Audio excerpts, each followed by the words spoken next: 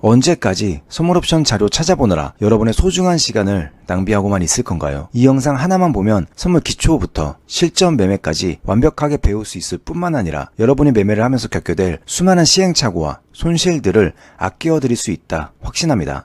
2019년 코로나19 사태, 그리고 2021년 최악의 인플레이션으로 시작된 하락장에서 장기 투자를 하고 있던 투자자들은 적절한 대응을 하지 못해 엄청난 손실을 그대로 겪어야만 했습니다. 저 또한 선물옵션을 제대로 이해하지 못하고 있을 때 주가 폭락이나 하락장은 늘 두려움의 대상이었고, 그로 인해 발생하는 투자 손실을 그대로 감당해야만 했습니다. 만약 여러분이 선물옵션을 제대로 배우고 적절히 활용할 수만 있다면 상승장뿐만 아니라 주기적으로 찾아오는 하락장이나 횡보장에서도 투자 손실을 보호하거나 생각하지도 못했던 큰 수익을 올릴 수 있을 겁니다. 저는 12년간 금융시장에 몸담고 있는 선물옵션 전문 트레이더이며 수강생을 소수만 모집하여 2년간 1:1 코칭으로 300명 이상의 선물옵션 트레이더를 배출한 트레이더이자 투자교육 강사입니다. 코로나19 사태 때와 2021년 하락장에서 제게 도움을 받아 선물옵션을 올바르게 활용한 수강생분 중 확인된 수익금만 최소 수십억 원에 달하죠. 그동안 상담을 받아왔던 수많은 사연과 교육 과정에서 얻은 경험을 통해 그 누구보다 쉽고 꼭 필요한 내용들로 압축하여 선물옵션 기초부터 실전 매매로 수익을 낼 수 있는 방법까지 단계별로 차근차근 알려드리겠습니다. 네, 지금부터 시작합니다. 주식에서 파생된 파생상품은 크게 선물과 옵션으로 나뉩니다. 선물과 옵션 모두 투자 손실의 위험을 줄이기 위한 목적으로 만들어진 파생상품이지만 각각의 사용 용도와 활용 범위가 달라 전혀 다른 손익 구조와 특성을 가지고 있죠. 이번 영상에서는 선물에 대해 집중적으로 알아보고 옵션에 대한 자세한 내용은 옵션 기초부터 실전 매매까지 1시간 완벽 정리 강의를 하단 더보기란 또는 고정 댓글에 링크로 남겨두겠습니다. 위험을 해지하는 수단으로는 선물보다는 옵션이 더 효과적일 수 있으니 꼭 한번 시청하시기 바랍니다. 우선 선물을 제대로 활용하려면 현물과 선물의 차이점을 구분하고 현물에 없는 선물의 특성을 정확히 파악하고 있어야 합니다. 현물과 선물의 차이점을 크게 세 가지로 나눈다면 보유 기간, 손익 구조, 투자 금액이 됩니다. 먼저 보유 기간에 대해 알아보겠습니다. 현물은 거래 대상이 되는 주식이나 상품 자체를 매수하여 보유하는 개념이라면, 선물은 상호 거래자가 특정 날짜에 특정 가격으로 특정 수량을 거래하겠다는 일종의 계약을 체결한다는 점에서 큰 차이점을 보입니다. 다시 말해 현물은 해당 주식이 상장 폐지되지 않는 한 얼마든지 원하는 기간 동안 주식을 보유할 수 있는 반면, 선물은 상호 거래자가 처음 정한 계약 기간 동안만 계약을 보유할 수 있는 것입니다. 예를 들어 현물은 부동산을 매수하여 자가로 보유하는 개념이라면, 선물이나 옵션은 부동산 전세나 월세와 같이 만기가 존재하는 만기 계약 상품이라고 볼 수 있는 거죠. 이번에는 선물의 손익 구조와 투자 금액을 알아보고 현물을 거래할 때 선물을 어떻게 활용하는지 알아보겠습니다. 제가 방금 전 선물 옵션은 현물을 보유하면서 발생할 수 있는 시세 변동에 따른 투자 손실의 위험을 해지하기 위해 만들어졌다고 말씀드렸습니다. 그렇기 때문에 선물과 옵션 모두 시장 가격 상승뿐만 아니라 하락에서도 수익이 발생하는 구조를 가지고 있으며, 포지션에 따라 양방향으로 수익 또는 손실이 발생할 수 있습니다. 예를 들어 삼성전자 주식을 1억 원 보유한 투자자가 있다고 해보겠습니다. 주식을 보유한 투자자는 앞으로 삼성전자 주식 가격이 상승을 해야지만 수익이 발생합니다. 만약 주식 가격이 하락하면 손실이 발생하겠죠. 수익이 발생할 수 있는 가격 방향이 한 방향으로 정해져 있기 때문에 이를 단방향 매매라고 합니다. 반면 선물은 매매자가 선물 매수 계약을 보유하고 있는 상태에서 삼성전자 주식 가격이 상승하면 수익, 하락하면 손실, 선물 매도 계약을 보유하고 있는 상태에서 삼성전자 주식 가격이 하락하면 수익, 상승하면 손실이 발생합니다. 수익이나 손실이 발생할 수 있는 가격 방향이 두 가지 방향이기 때문에 이를 양방향 매매라고 합니다. 이처럼 선물은 현물과는 다르게 주가가 하락해도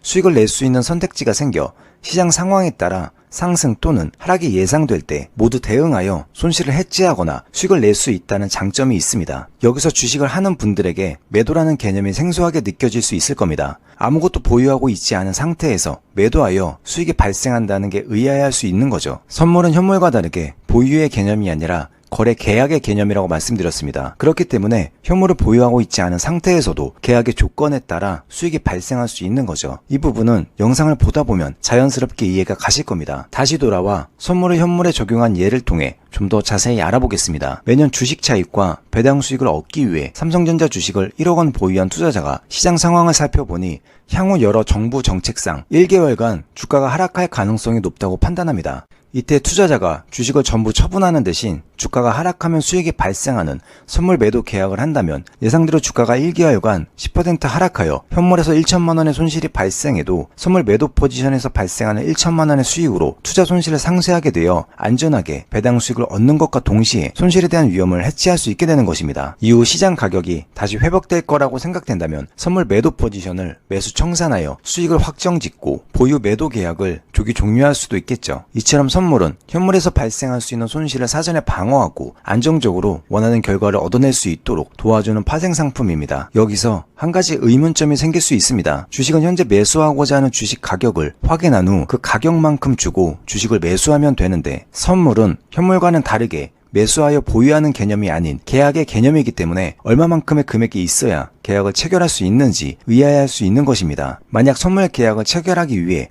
현물과 같은 금액이 필요하다면 손실을 방어하고자 하는 매매자 입장에서 엄청난 부담이 되겠죠. 그렇기 때문에 선물은 현물과 다르게 거래 계약을 체결할 때 주식 거래 금액 총액을 모두 지불하는 것이 아니라 계약을 이행하겠다는 일종의 계약금, 담보금의 개념으로 일정 수준의 증거금만 증권사에 예치하면 선물 거래가 가능합니다. 예를 들어 삼성전자 주식을 1억 원 보유한 사람과 1억 원의 13%, 즉 1,300만 원이라는 증거금을 증권사에 예치하고 선물 계약을 거래하는 사람 모두 같은 수익 또는 손실을 볼 수 있게 되는 거죠. 삼성전자 주식 1억 원을 보유한 투자자가 주가가 10% 하락해 1천만 원의 손실이 발생할 때 삼성전자 선물 매도 계약을 보유한 투자자는 증거금 1,300만 원으로 1천만 원의 수익을 올려 투자 손실을 방어할 수 있게 되는 겁니다. 반대로 삼성전자 주식 가격이 10% 상승하면 주식 투자자는 1억 원의 투자금 대비 10% 수익률을 올리게 되고 선물 매매자는 1,300만 원으로 투자금 대비 76%의 수익률을 올릴 수 있게 되는 거죠. 이처럼 선물은 현물의 보조 역할을 해야 하는 만큼 시장 가격 상승뿐만 아니라 하락에서도 수익이 발생 가능하며 작은 금액으로 큰 자금을 투자하는 것과 동일한 효과를 볼 수 있습니다. 이러한 특성을 가리켜 레버리지 효과, 지렛대 효과라고 하죠. 삼성전자 선물의 증거금률이 13%라고 했을 때 삼성전자 주식에 투자하는 것보다 약 7.6배의 레버리지 효과를 기대해 볼 수 있는 것입니다. 레버리지에 대해서는 나중에 따로 자세히 설명드리겠습니다. 현물과 선물의 차이점은 정리해 보겠습니다. 첫 번째, 보유 기간입니다. 현물은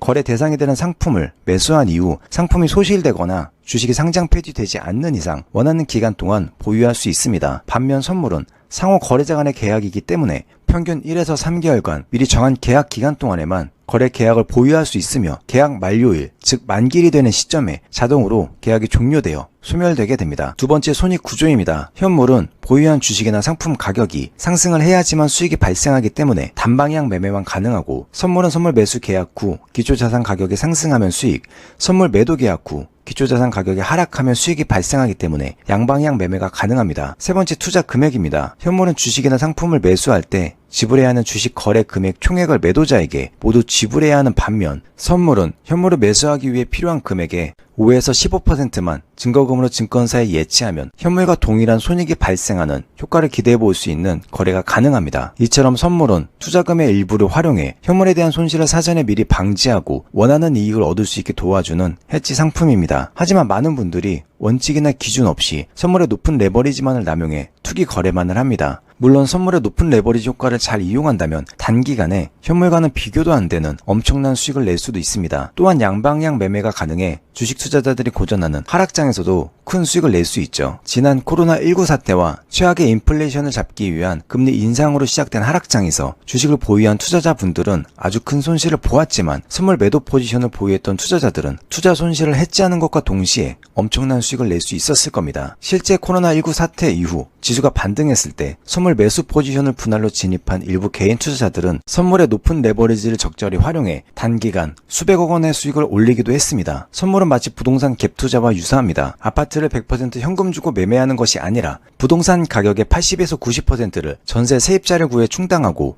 나머지 10에서 20% 금액만을 투자해 매매하는 것과 같죠. 약 8에서 10배의 레버리지를 활용해 투자 수익률을 극대화하는 겁니다. 예상대로 부동산 가격이 10% 상승하면 투자 원금 대비 100% 수익률을 올리게 되지만 반대로 10% 하락하면 투자금 전액을 날리게 되는 거죠. 주식과 마찬가지로 선물 또한 충분한 이해와 위험관리 원칙, 자금관리 원칙 없이 매매에 뛰어든다면 상당히 위험한 투자 상품이 될 수 있을 겁니다. 하지만 투자 위험을 해지하기 위한 수단으로 활용하거나 부동산 시장처럼 시장 가격의 추세만 잘 편승해 수익을 극대화한다면 현물과는 비교도 안 될 만큼 엄청난 수익률을 얻을 수도 있습니다. 여러분도 선물의 특성을 깊이 이해하고 적절한 시기에 제대로 활용할 수만 있다면 투자 손실을 피하는 것과 동시에 작은 금액으로도 투자 수익을 극대화할 수 있는 강력한 무기로 활용할 수 있을 겁니다. 이번 영상에서는 큰 틀에서 현물과 선물의 차이점과 개념에 대해 알아보았습니다. 선물은 크게 국내의 선물과 해외 선물로 나뉘며 지수, 개별 주식, 에너지, 귀금속, 환율, 곡물, 채권 등 수많은 기초자산을 대상으로 선물 거래가 가능합니다. 국내 주식 투자를 하시는 분들은 국내 선물, 해외 주식 투자를 하고 있는 분들은 해외 선물을 활용해 투자 손실을 해지하거나 투자할 수 있겠죠. 시장에서 자신이 원하는 선물을 선택하고 적절히 활용하려면 국내 선물과 해외 선물의 종류와 선물의 각각의 특성을 정확히 파악하고 있어야 할 것입니다. 다음 영상에서는 국내 선물과 해외 선물의 특성과 매매자들이 가장 많이 거래하는 선물 종류에 대해 알아보겠습니다. 저는 다음 영상에서 찾아뵙겠습니다. 네, 감사합니다.